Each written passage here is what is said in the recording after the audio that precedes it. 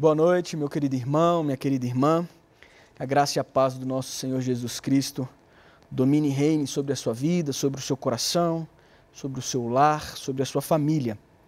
Estamos aqui juntos na transmissão da noite para louvar o Senhor, bendizer ao nome do nosso Deus, ouvir a palavra que transforma o nosso coração. Vamos despertar o nosso coração para cantar o amor de Deus, que nos escolheu para adorar o seu santo e poderoso nome. O hino do mês, desse mês de junho, é o Deus de amor. Eu quero convidar você a cantar o hino do mês, o Deus de amor.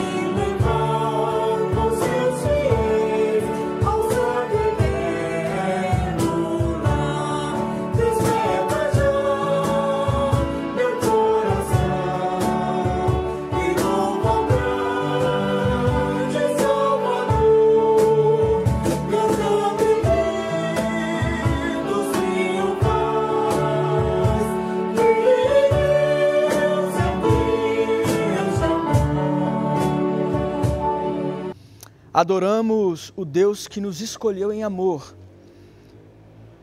Quero convidar você a abrir a palavra de Deus no livro de Salmos, o livro que nós estamos lendo na nossa leitura bíblica anual, lá no capítulo 47. Salmo 47, um convite à adoração, Salmo 47. Acompanhe comigo a leitura. Diz assim a palavra do Senhor: Batei palmas, todos os povos, celebrai a Deus com vozes de júbilo, pois o Senhor Altíssimo é tremendo, é o grande Rei de toda a terra. Ele nos submeteu os povos e pôs sob os nossos pés as nações.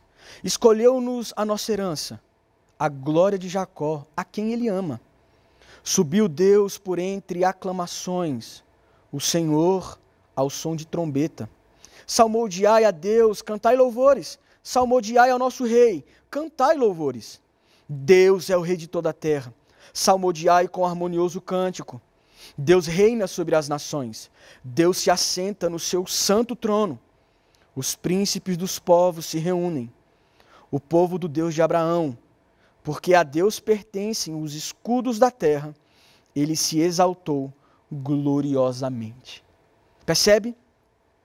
O Salmo dos filhos de Corá nos convida a cantar, a salmodiar, a bater palmas, a abrir os nossos lábios. Esse momento de cântico, esse momento de adoração, não é um momento de tristeza, mas é um momento de alegria, é um momento de júbilo. Afinal, amorosamente o Senhor nos escolheu como povo, como uma nação santa, como uma propriedade exclusiva dele, para adorar o seu santo nome. Faça isso nessa noite, mesmo na sua casa, mesmo no conforto do seu lar. Não se distraia, adore ao Senhor, abra os seus lábios, entoe palavras de adoração ao Deus que tem cuidado de você, cuidado da sua casa, cuidado da sua família. Vamos louvar o Senhor com cânticos?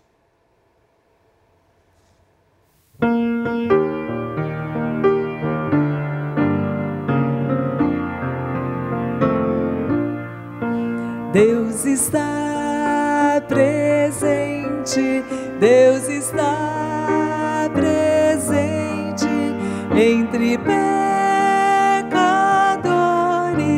como nós. Deus está presente, Deus está presente, Deus está presente, pronto a perdoar. Deus irá ouvir nossa oração, nosso fardo vai sobre si levar, pois Deus está presente, pronto para salvar, pronto para ajudar. Deus está presente.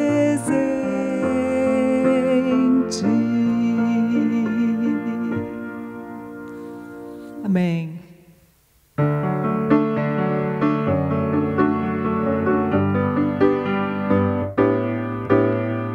O teu amor quebranta meu coração e o faz em pedaços. Toma e torna novo em ti, Senhor.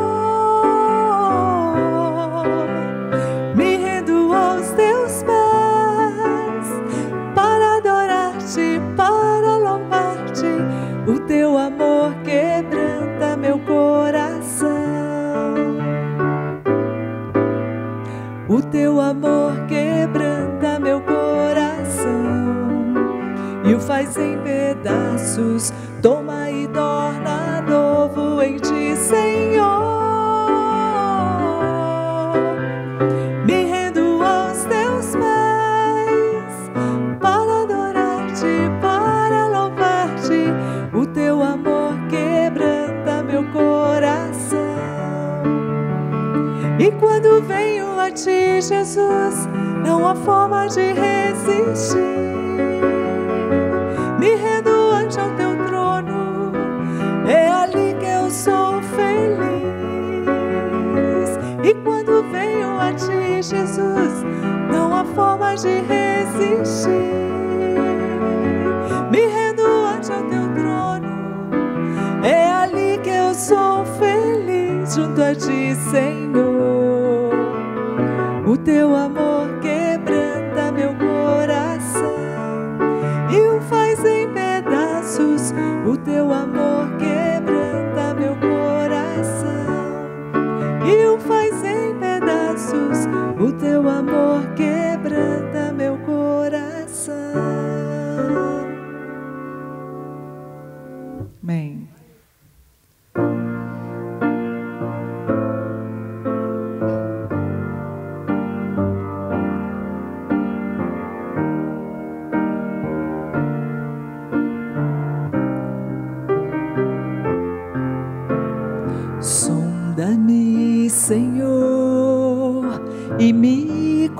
conhece, quebranta o meu coração. Transforma-me conforme a tua palavra e enche-me até que em mim se ache só a ti. E então usa-me, Senhor,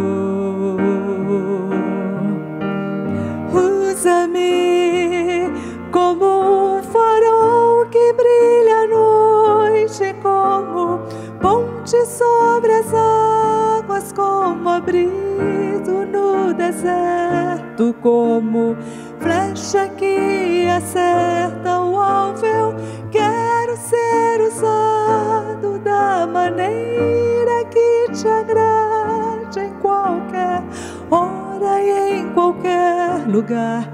Eis aqui a minha vida, usa-me, Senhor, usa-me. Sonda-me, quebranta-me, transforma-me, enche-me e usa-me. Sonda-me, quebranta-me, transforma-me,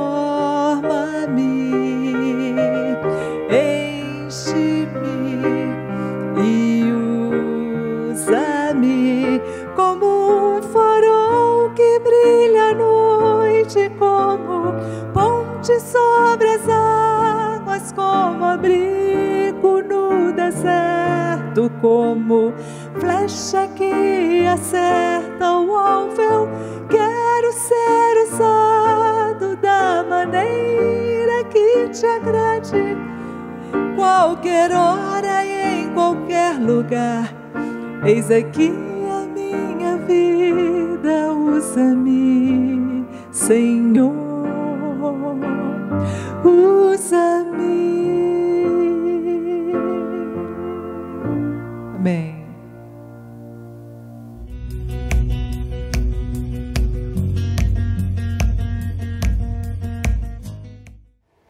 Deus nos reúne para nos ensinar por sua graça.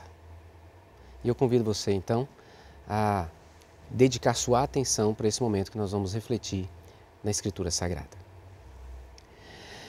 Quem se reconhece doente, busca ansiosamente um profissional da área de saúde para ser tratado. Mas quem nega a sua doença, rejeita o médico.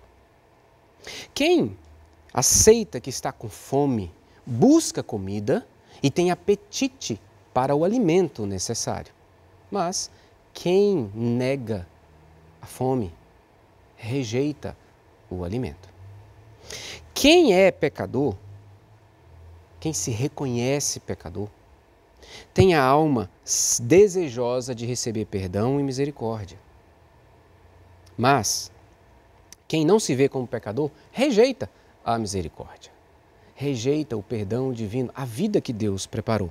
E eu pergunto para você, como você se achega agora diante da palavra? Como está o seu coração?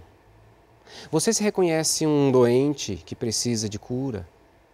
Você se reconhece um pecador que precisa de perdão, de misericórdia?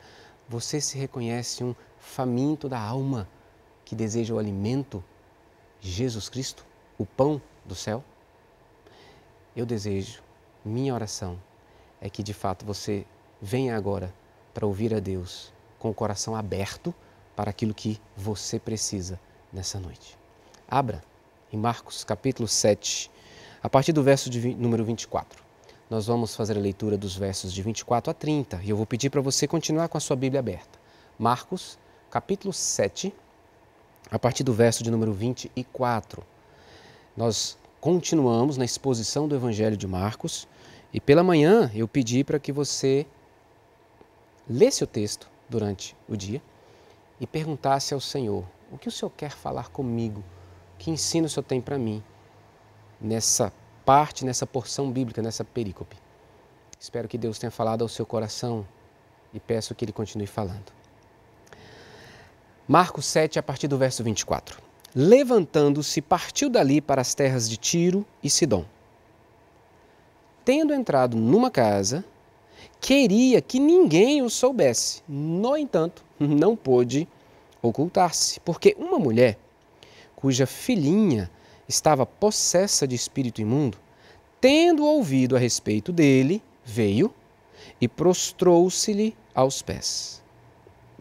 Essa mulher era grega, de origem ciro-fenícia, e rogava-lhe que expelisse de sua filha o demônio. Mas Jesus lhe disse: deixa primeiro que se fartem os filhos, porque não é bom tomar o pão dos filhos e lançá-lo aos cachorrinhos. Ela, porém, lhe respondeu: sim, Senhor, mas os cachorrinhos debaixo da mesa comem das migalhas das crianças. Então lhe disse: por causa desta palavra podes ir, o demônio já saiu de tua filha. Voltando ela para casa, achou a menina sobre a cama, pois o demônio a deixara. Vamos orar. Pai, diante da tua palavra, inspirada pelo Espírito Santo, nós pedimos: Espírito Santo, fale ao nosso coração o que nós precisamos do Senhor nessa noite. E o que nós precisamos e recebermos redunde em honra, glória e louvor ao teu santo nome, edificação da minha vida, da vida de cada um dos meus irmãos e de salvação para aqueles que entregarem a vida ao Senhor nessa oportunidade. Em nome de Jesus nós oramos. Amém. Mantenha sua Bíblia aberta, por favor. Jesus sai da sua casa e parte agora para a terra dos gentios. Jesus estava na terra dos judeus, do povo de Israel, e agora vai para a terra dos gentios. E isso é intencional. Marcos registra esta mudança geográfica, mostrando o ministério de Jesus agora em terras daqueles que não pertencem ao povo de Israel, chamados de gentios. Isso vai agora até o verso 21 do capítulo 8, quando Jesus então retorna para o território judeu, para onde vivia o povo de Israel, caminhando em direção a Jerusalém, onde ele vai entregar-se na cruz. Então nós temos de um lado, pensando geograficamente, nós temos de um lado o povo de Israel, o povo de Deus, os judeus. Do outro lado nós temos os gentios, povo que não era descendente de Israel. Isso nos faz pensar que existem muitas barreiras que ainda hoje nos impedem de apresentar o Evangelho a todas as pessoas, independente de quem seja. E Jesus está nos ensinando aqui. Ele rompe as barreiras, ele vai de um lado para o outro, ele vai para os judeus e para os gentios para pregar o Evangelho da salvação. E esses versos aqui, de 24 a 30, eles são uma aplicação da outra sessão, ou da sessão anterior, dos versos de 1 a 23, onde você ouviu o sermão do reverendo Jailson, Jugo Suave. Você pode acompanhar, está lá disponível no nosso canal do YouTube. Mas perceba, Jesus, nos versos de 1 a 23, ensinou que o problema dos fariseus, se você quiser olhar no verso de número 8, é colocar a tradição dos homens acima, como prioridade, do que a lei de Deus. Por causa disso, o verso 8 diz: negligenciando o mandamento de Deus, guardais a tradição dos homens. Então Jesus aponta esse erro e mais, ele fala, deixa claro que eles falham então em não cuidar do próprio coração, onde nascem todos os maus desígnios. Eles confiam nas obras que fazem, mas não cuidam do coração. E aí Jesus está ensinando que o pecado vem de dentro, não é de fora. O que traz a maldade não é o que está de fora, é o que está dentro, o meu coração. Daí a importância da pureza interior. Então Jesus transforma o seu ensino dos versos de 1 a 23 em uma aplicação prática, em uma experiência concreta do que ele ensinou. Porque agora ele vai incluir os gentios no plano de Deus. Vai deixar claro que no plano de Deus de redenção do seu povo escolhido não estão apenas os judeus, mas também os gentios. Jesus viaja com seus discípulos cerca de 80 quilômetros e vai para uma região que não é desconhecida do registro bíblico. Vou lembrar você, lá no reinado de Davi, existia uma relação bem amigável com Israel e Tiro. Lá em 2 Samuel, verso 11 do capítulo 5, nós lemos: Irão, rei de Tiro, enviou mensageiros a Davi, e madeira de cedro, e carpinteiros, e pedreiros, que edificaram uma casa a Davi. Então, havia uma relação amistosa. Mas logo depois, passou a ser conhecida Tiro e Sidom, na região, pela sua perversidade. O rei de Tiro, Etbaal, autodenominou-se o próprio Deus. Você vê isso em Ezequiel, capítulo 28. Jezabel, você vai se lembrar, que foi esposa de Acabe, um dos piores reis de Israel, era filha de Etbaal e da região de Tiro e Sidom. Quando Jerusalém foi destruída, Tiro alegrou-se, pois não tinha mais a concorrência de Israel no comércio. Então, Tiro era conhecida por sua cultura perversa e materialista. E agora veja o que Jesus está fazendo. Jesus ensina sobre o perigo das tradições acima da palavra de Deus. Jesus ensina sobre a pureza interior, dizendo que a maldade está dentro, está no coração. E a seguir ele parte para Tiro e Sidom, com o intuito de pregar o evangelho para quem é impuro e não segue as tradições. Jesus está aplicando o que ele ensinou. E o que ele está fazendo, queridos, é óbvio, é escandaloso para os judeus. Como que um judeu vai para o gentio dizer que Deus quer salvá-los, quer redimi-los. O plano de Deus é salvar gente de todas as nações, de todos os povos, de todas as raças, de todas as línguas. E Jesus ensina que Deus vai salvar todo o que crê. O fundamento para ser aceito por Deus não está no antecedente étnico, mas no relacionamento com Jesus Cristo pela fé e arrependimento. Algo que o próprio Senhor promove ao nosso coração. Vamos olhar no texto. Importante ainda a gente trazer à memória que Marcos está ensinando para a gente que Jesus está implantando o reino de Deus, ou seja, o jeito de viver a vida que Deus preparou sob o governo de Deus, e Jesus faz isso por meio do discipulado. Os discípulos estão com ele e ele está ensinando e vivendo o evangelho. Então, chamo a sua atenção para o fato de que o que é a mensagem central desses versos não é o poder de Jesus expulsando o demônio daquela jovem, daquela filha. Mas o texto quer mostrar para nós, primeiramente, em destaque, que Jesus é o pão para quem tem fome. Jesus é a provisão de Deus para a alma faminta. Nós veremos isso aqui na exposição sob duas afirmações. A primeira, há provisão de Deus para quem tem fome. Segunda, a provisão para quem tem fome é o pão da vida, Jesus Cristo. Salvação é tanto para os judeus quanto para os gentios, para quem se reconhece pecador, se arrepende e vai até Jesus Cristo. E a provisão, que é Jesus, o pão da vida, é o verdadeiro alimento que vem para a alma que tem fome. Nós vamos ver isso então. Verso 24, Jesus quer ficar escondido. Ele vai para a terra de Tiro e Sidom, não quer ser reconhecido, quer ficar quietinho. Verso 24, no entanto, não consegue.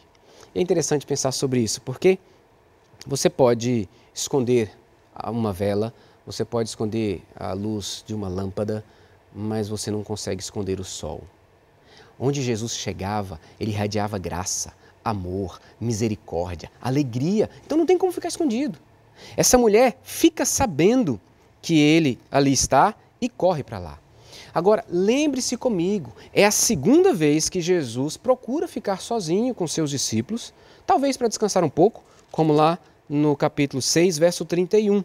Vinde repousar um pouco, à parte, num lugar deserto, porque eles não tinham tempo nem para comer, visto serem numerosos os que iam e vinham. Verso 31 do capítulo 6. Agora, assim como aqui, no capítulo 7, verso 24, ele não consegue ficar escondido, aconteceu no verso 34 do capítulo 6. Ao desembarcar, viu Jesus uma grande multidão e compadeceu-se deles, porque eram como ovelhas que não têm pastor. E passou a ensinar-lhes muitas coisas. Veja, Jesus não consegue olhar para o sofrimento humano e não fazer nada.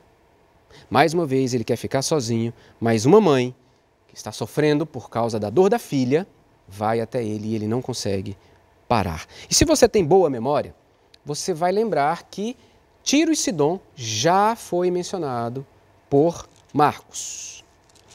Essa região de Tiro e Sidom foi já mencionada por Marcos. Abre a sua Bíblia, por favor, no capítulo 3, versos 7 e 8.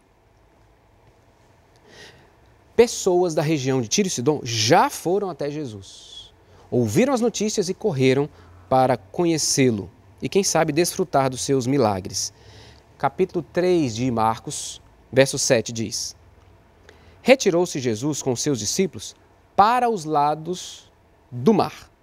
Seguia-o da Galileia uma grande multidão, também da Judéia, de Jerusalém, da Idumeia, da além do Jordão e dos arredores de Tiro e Sidom, uma grande multidão, sabendo quantas coisas Jesus fazia, veio ter com ele.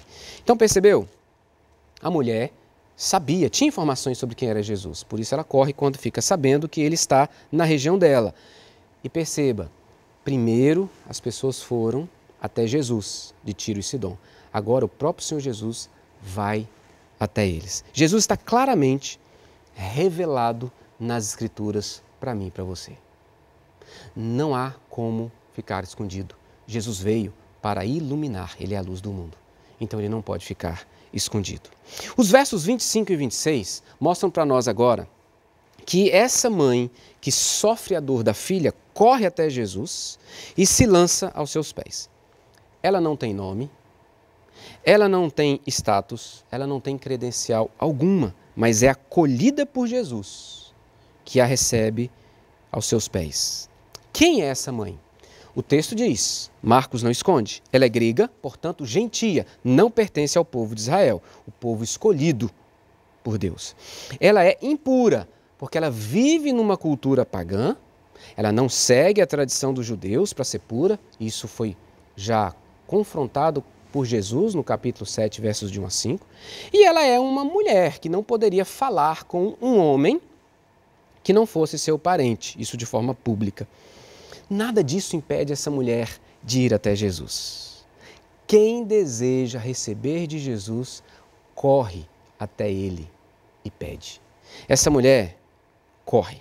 E o seu gesto de se jogar aos pés de Jesus não é apenas uma atitude física, é uma atitude do coração. O que isso reflete? O reconhecimento de que ela é totalmente dependente de Jesus. Só Ele é quem ela confia que pode resolver o problema da sua filha. A filha está possessa de um espírito imundo. Fica claro para Marcos, que destaca para nós, que essa mulher, por ser gentia, está como uma ilustração para o debate que Jesus teve com os fariseus. O sexto debate que Jesus tem com eles. Essa mulher ilustra aquilo que Jesus confrontou junto com os fariseus. O sofrimento da filha é o sofrimento da mãe.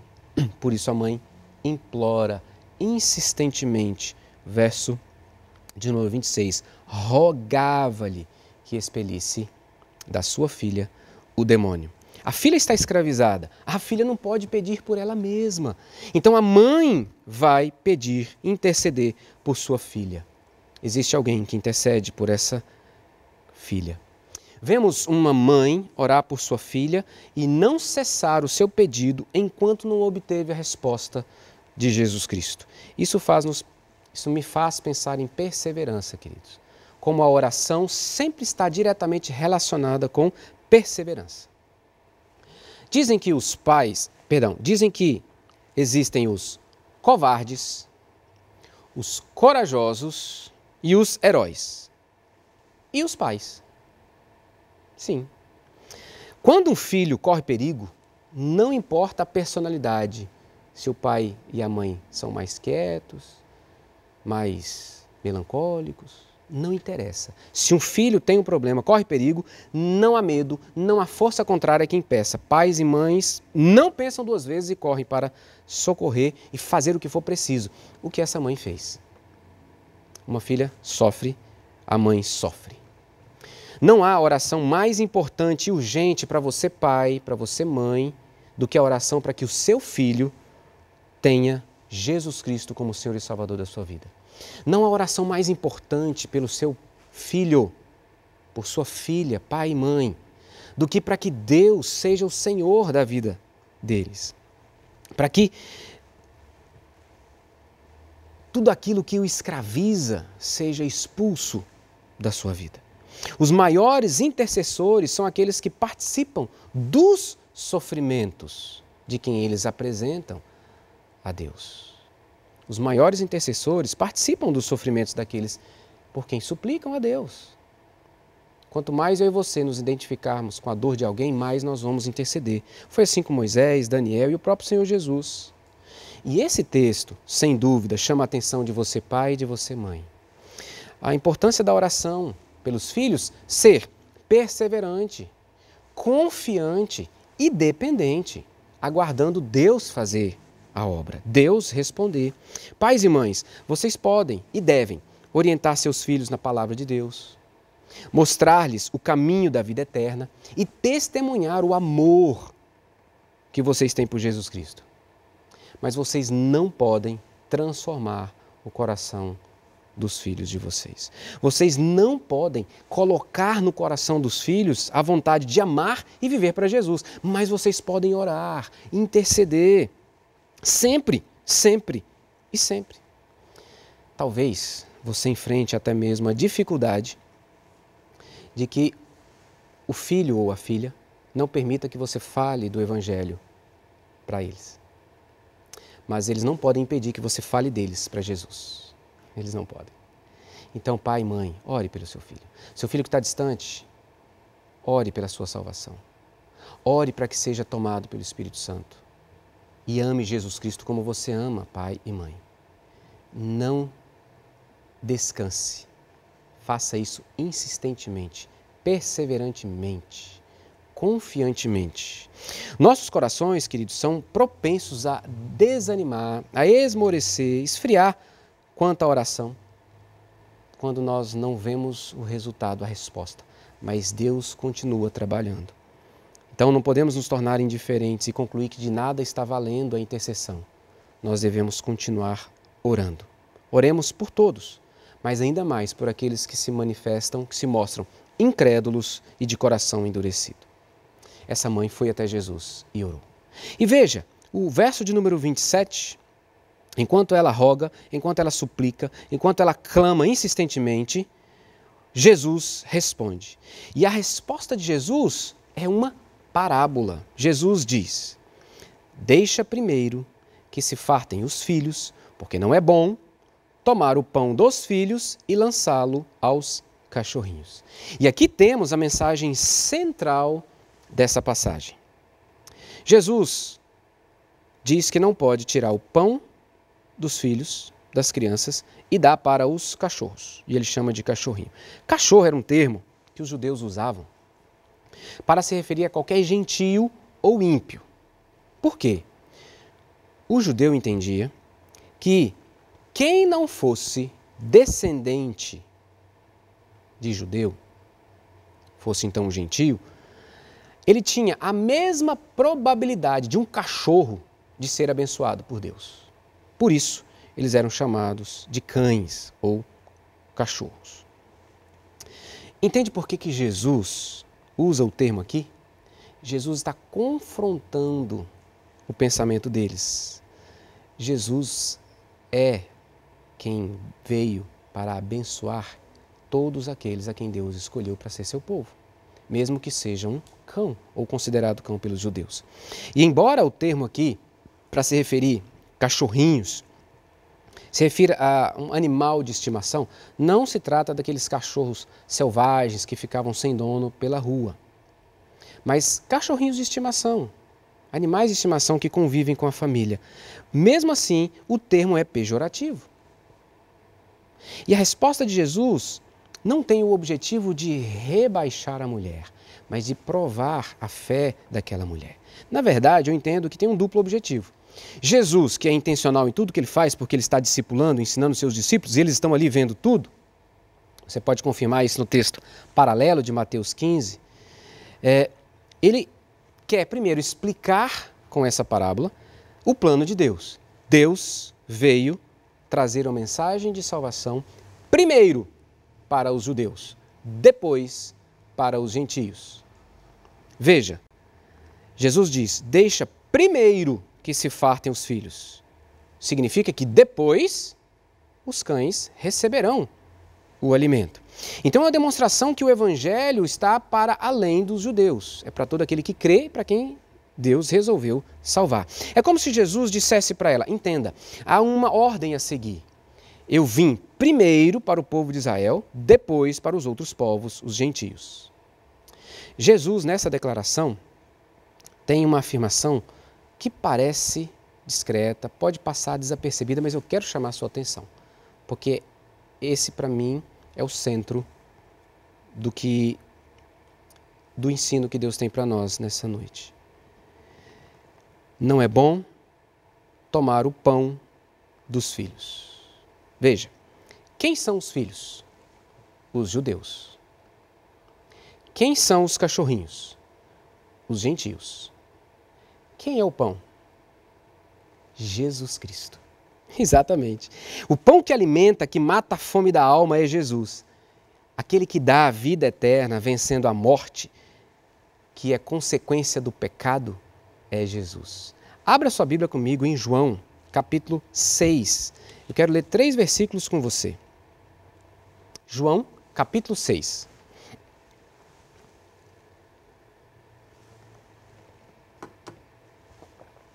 João capítulo 6, verso 48. Eu sou o pão da vida. Vossos pais comeram o maná no deserto e morreram. Este é o pão que desce do céu, para que todo o que dele comer não pereça. Verso 51. Eu sou o pão vivo que desceu do céu. Se alguém dele comer, viverá eternamente.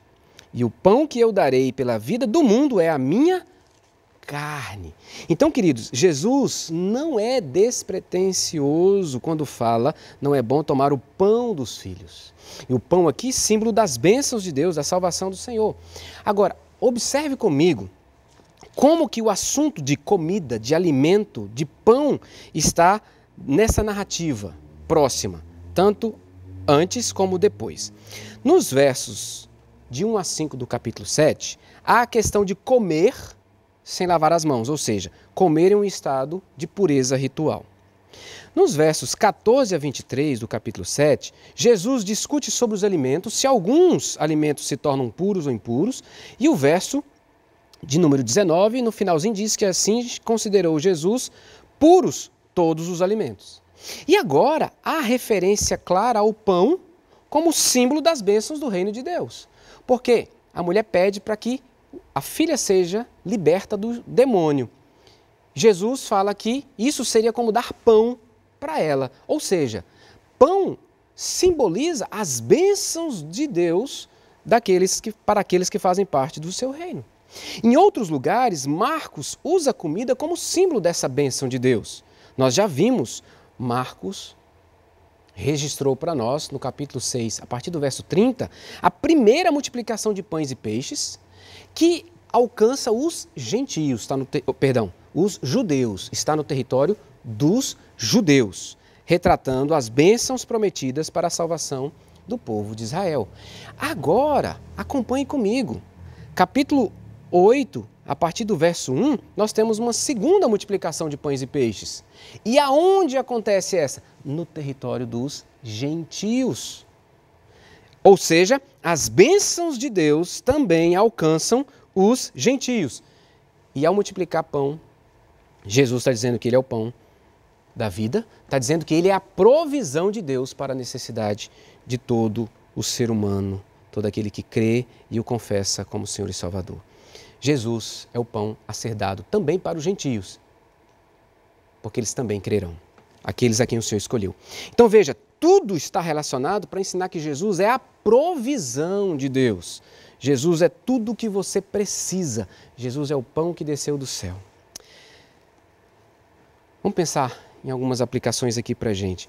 Quem tem cachorro em casa, em sã consciência, jamais deixaria de dar o alimento para os filhos para alimentar o seu cachorrinho. É evidente que a família não priva os filhos do alimento para alimentar os animais da casa. A mãe entende isso. E embora reconheça a prioridade de Israel, ela crê que o atendimento ao seu pedido não vai deixar os filhos sem alimento. Os filhos vão se comer e até se fartar, mas uma simples migalha para ela é suficiente.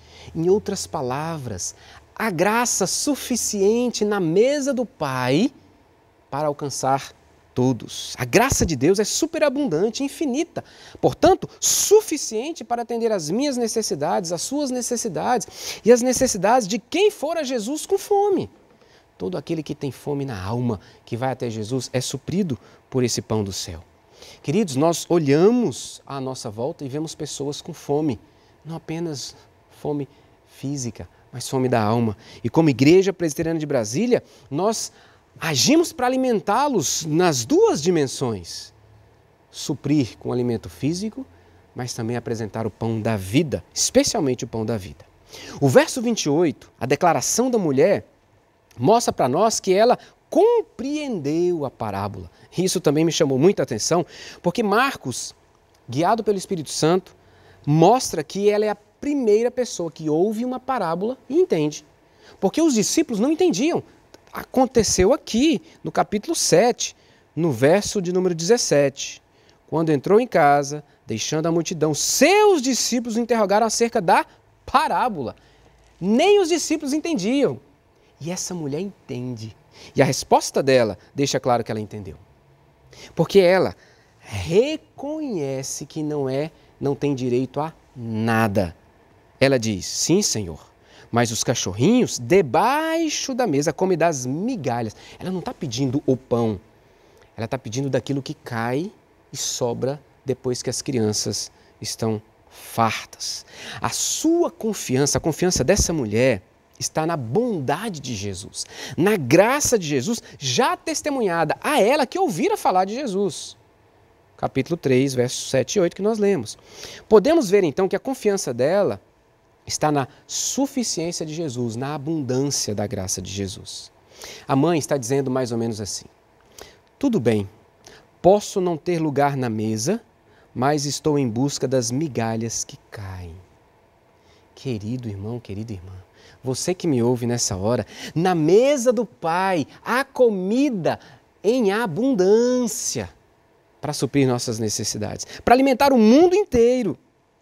Os judeus, naquela época, comiam com as mãos e, às vezes, as mãos ficavam sujas, melecada, meio grudento. Então, para limpar, eles pegavam outro pedaço de pão, limpavam e jogavam essas migalhas para debaixo da mesa, para os cachorrinhos de estimação. Joaquim Jeremias que fala isso para a gente. Mas nós podemos entender que Os filhos aqui são as crianças que deixam as migalhas caírem enquanto se alimentam. Ou seja, para essa mãe, migalhas são suficientes. E a postura dessa mãe é a postura que eu e você precisamos ter. Quem vai a Deus sem direito algum, confiado apenas na graça. Essa mãe tem fome e migalhas servem para alimentá-la. Queridos, essa mãe não tem direito algum, não tem credencial nem para estar ali falando com Jesus. Ela pede como quem confia numa manifestação de graça, porque tudo é graça.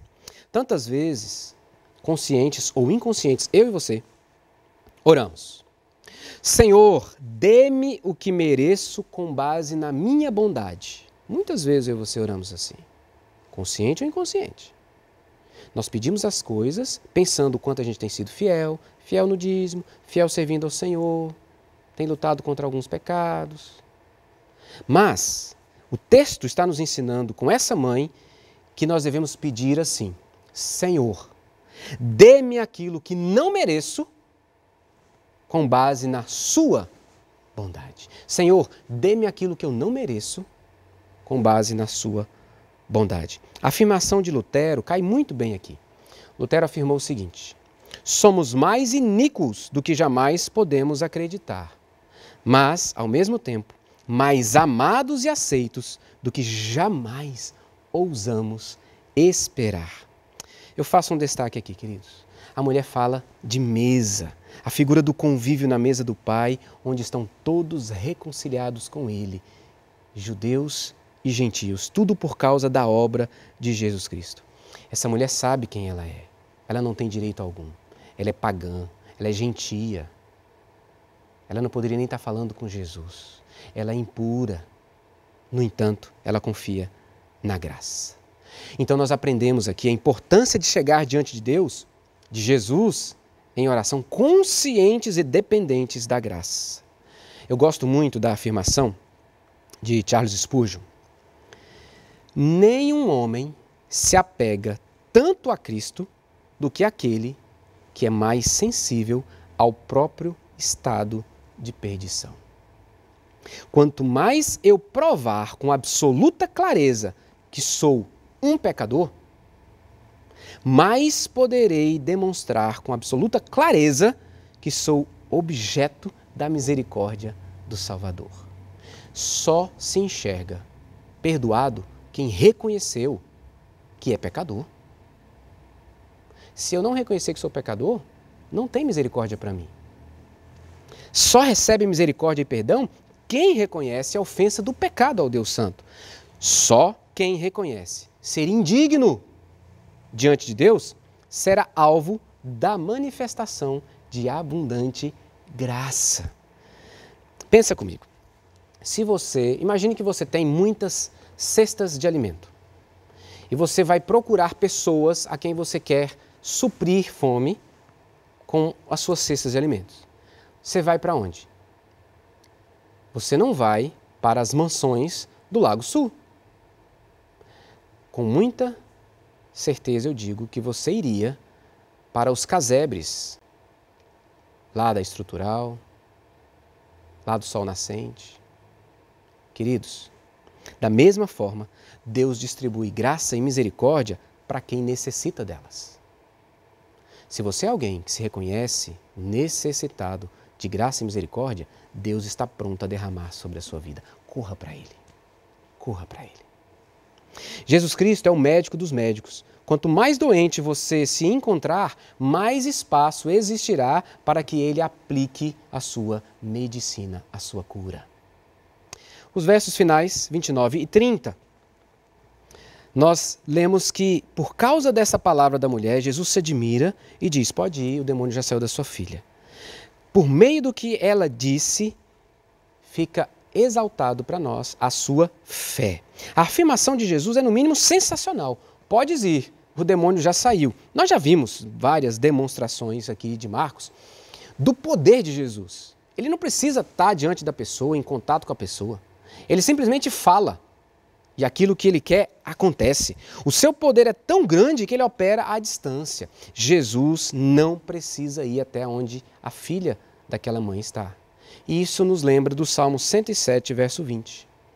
Salmo 107, verso 20.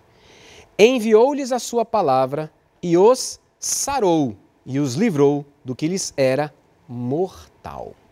A palavra de Deus é poder e Ele a usa em nosso favor. A fé da mãe é provada em duas oportunidades. No verso 27, quando Jesus diz, deixa primeiro que se fartem os filhos. E agora, no verso 29, quando Jesus diz, pode ir, sua filha já está curada. E há necessidade de fé, queridos, porque não há nenhuma evidência externa de que aquela palavra de Jesus é verdadeira. Ela precisou confiar e ir embora. E sim, apenas uma migalha da graça de Jesus é suficiente. Glória a Deus.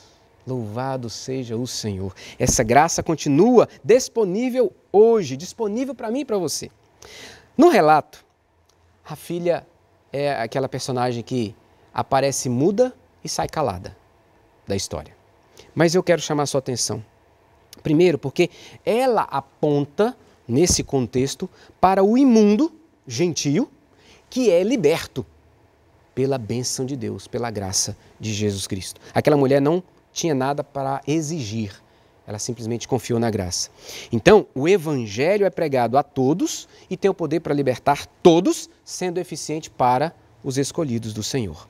Ela foi totalmente liberta. A construção no grego aqui, o demônio já saiu de tua filha, a composição grega dá o sentido de totalmente derrotado, nunca mais voltará àquela menina, porque são particípios perfeitos.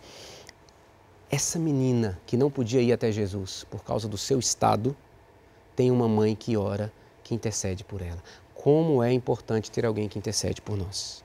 Quantos cegos escravizados pelo pecado, quantos guiados, dominados pelos demônios da nossa época, pela cultura de um mundo afetado pelo pecado, quantos possuídos mesmo por demônios que necessitam da minha e da sua intervenção, da minha e da sua intercessão.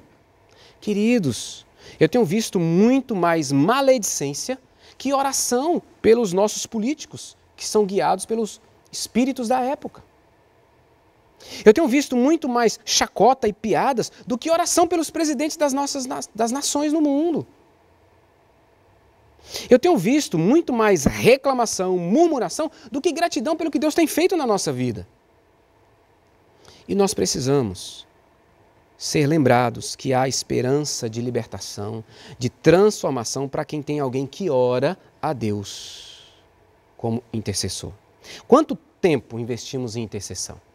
Eu não estou falando de oração por mim, não. Estou falando de oração por você, por outros. Porque orar por nós é mais fácil. Porque a gente vai concentrar nos nossos desejos, nas nossas necessidades, vão pedir para nós. Mas e ter empatia com a dor do outro e desejar que o outro seja salvo, liberto, experimente cura, experimente salvação, receba vida eterna. Quanto tempo você gasta em intercessão? Eu tenho sempre incentivado aqui você a entrar em contato com seus irmãos e orar com eles. Quanto tempo você tem dedicado para isso? Eu não tenho dúvida que muitos irmãos têm orado por mim e por minha família. E eu louvo a Deus por isso, porque é Ele que inclina o seu coração. Você que tem orado por mim, pela minha família, pelos pastores, pelos presbíteros, pelos diáconos e suas famílias, pela liderança da igreja.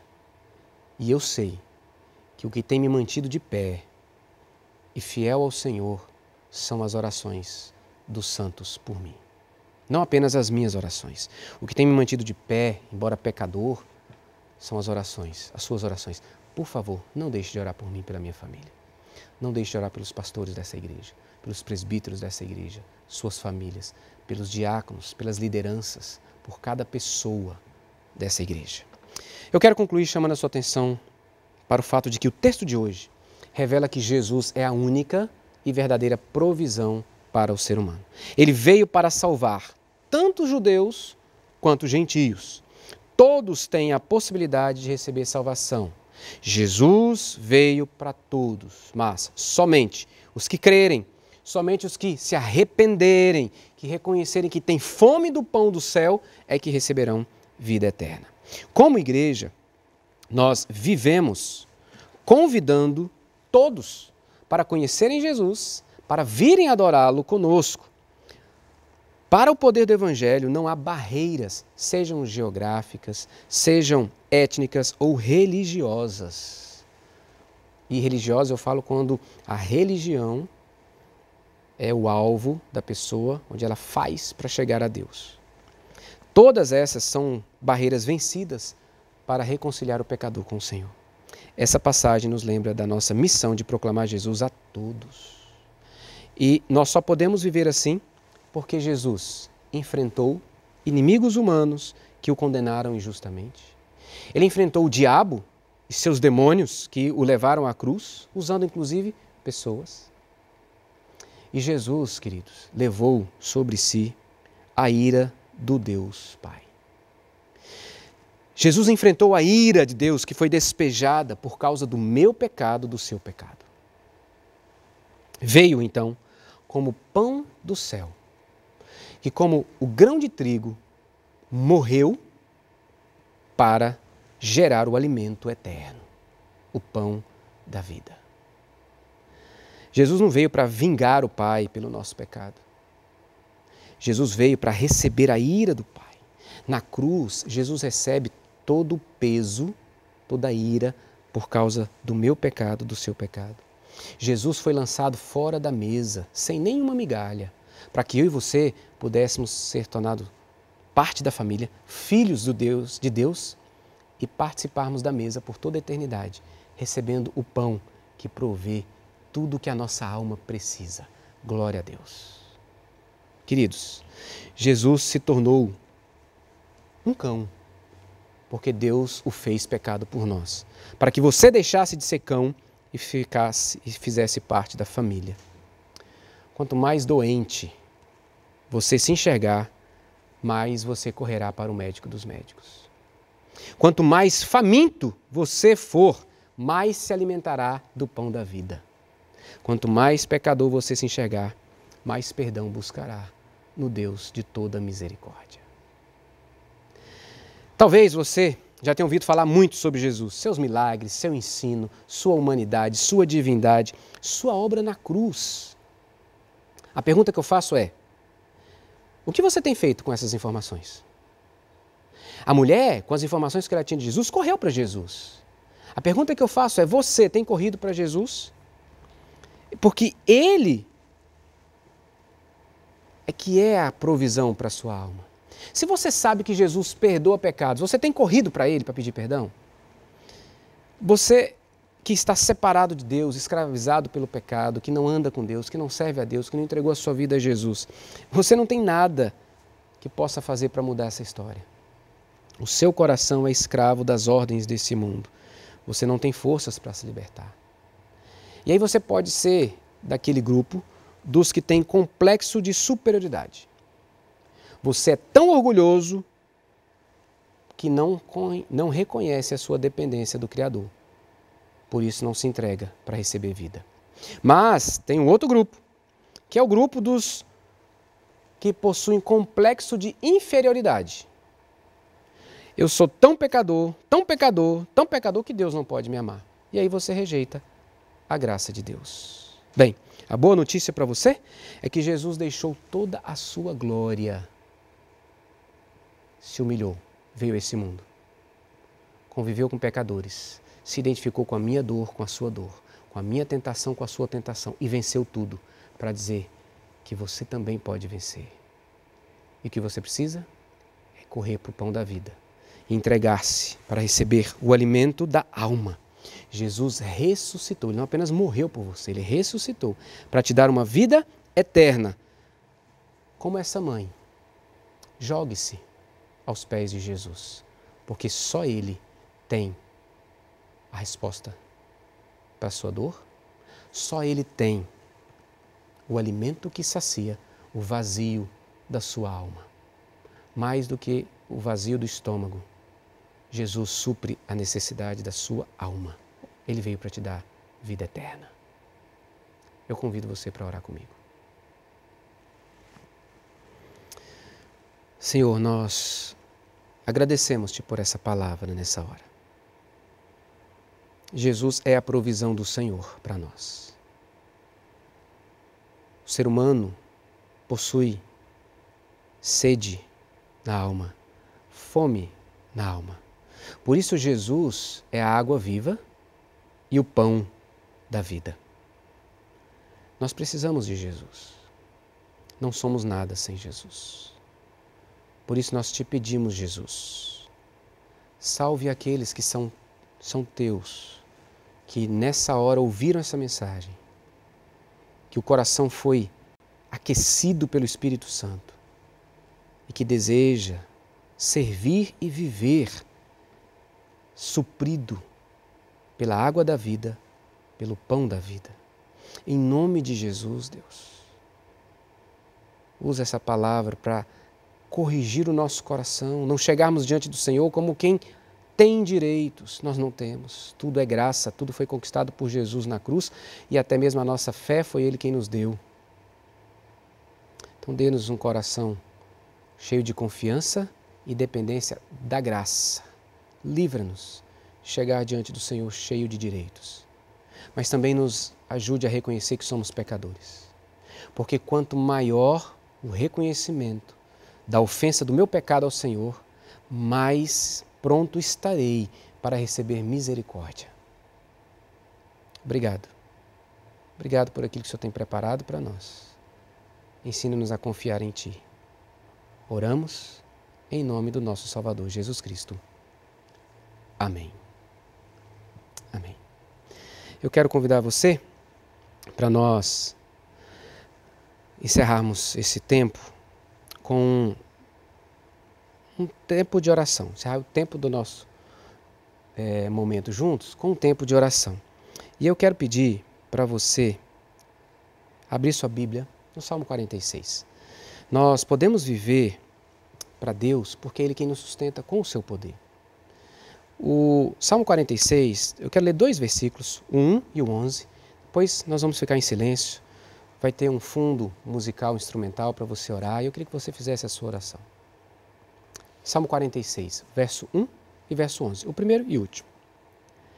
Deus é o nosso refúgio e fortaleza, socorro bem presente nas tribulações. O Senhor dos exércitos está conosco. O Deus de Jacó é o nosso refúgio. Deus não estará conosco, Ele está. Ele é o Senhor dos exércitos, o Todo-Poderoso. Ele é a nossa fortaleza, Ele é o nosso refúgio.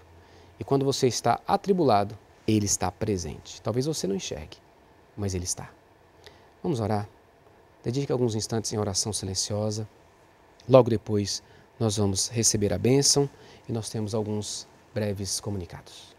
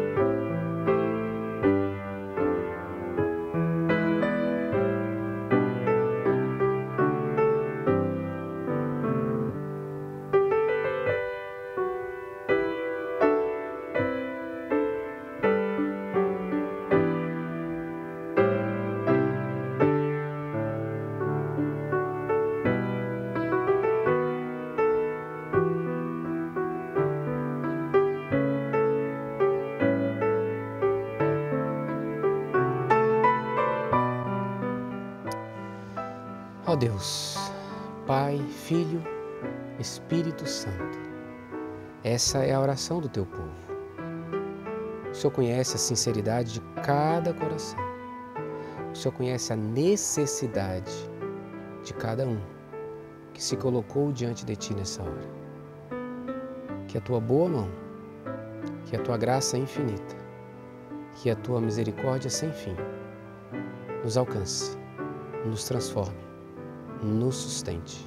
nos alimente e nos impulsione a proclamar quem é o único e verdadeiro Deus, para que aqueles que ainda não são façam parte da família e venham para a mesa do Pai, onde há alimento em abundância, até o glorioso dia em que o nosso Senhor Jesus, nosso Salvador, voltará e nos levará para vivermos sem pecado, sem sede, sem fome.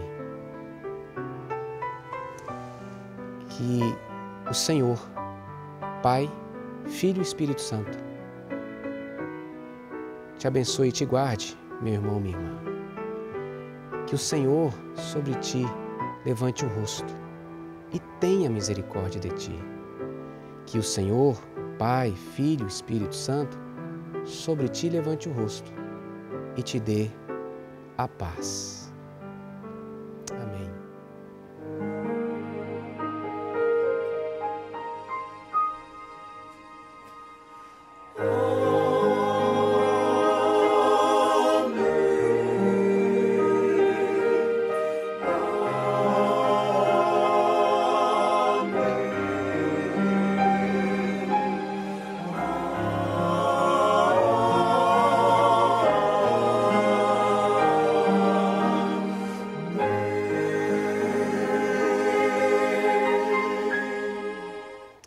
Eu compartilhei com você pela manhã e quero fazer menção desse texto novamente agora à noite.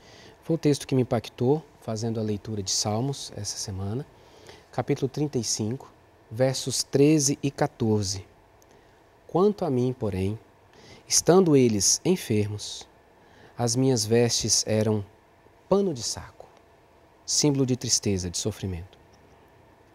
Eu afligia a minha alma com jejum e em oração me reclinava sobre o peito.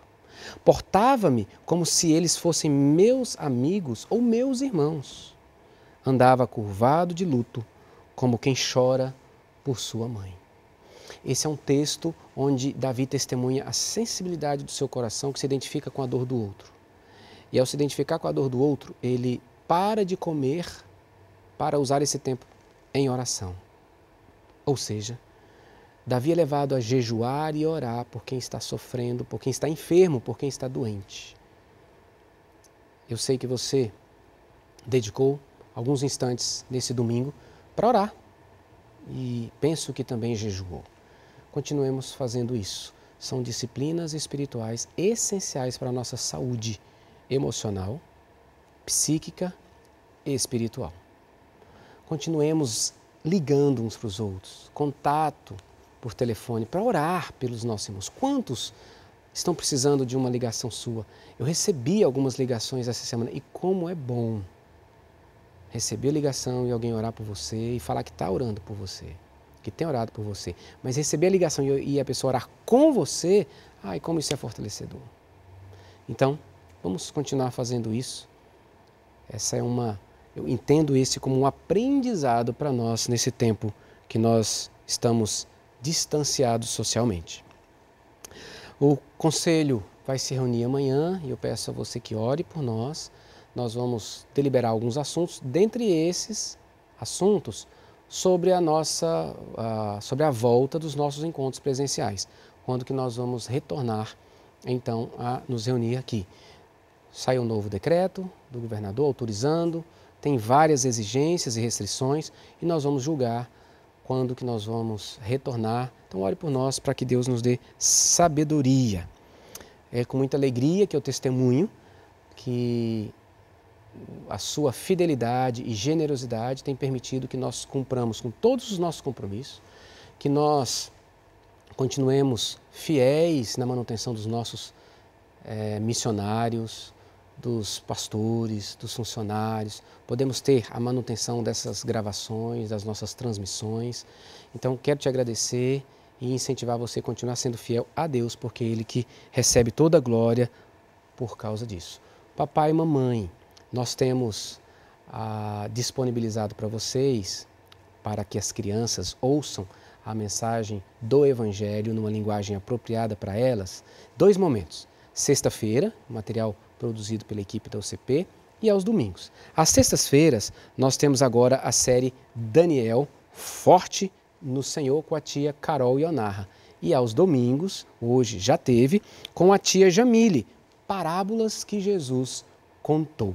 Então, coloque seus filhos para assistir, esteja junto ali para qualquer dúvida, tem alguns exercícios que são pedidos, até mesmo quando a criança é desafiada a entregar a vida a Jesus Cristo. Eu desejo a você uma excelente semana. Espero de todo o coração que você aprofunde na sua intimidade com o Senhor, que a fome da sua alma seja suprida por Jesus, o pão da vida, a sede da sua alma seja suprida por Jesus, a água viva, e que você testemunhe do Evangelho a muitas pessoas, pelos meios que Deus te der condições de assim fazê-lo. Que a boa mão do Senhor te guie em tudo e te proteja. Em nome de Jesus.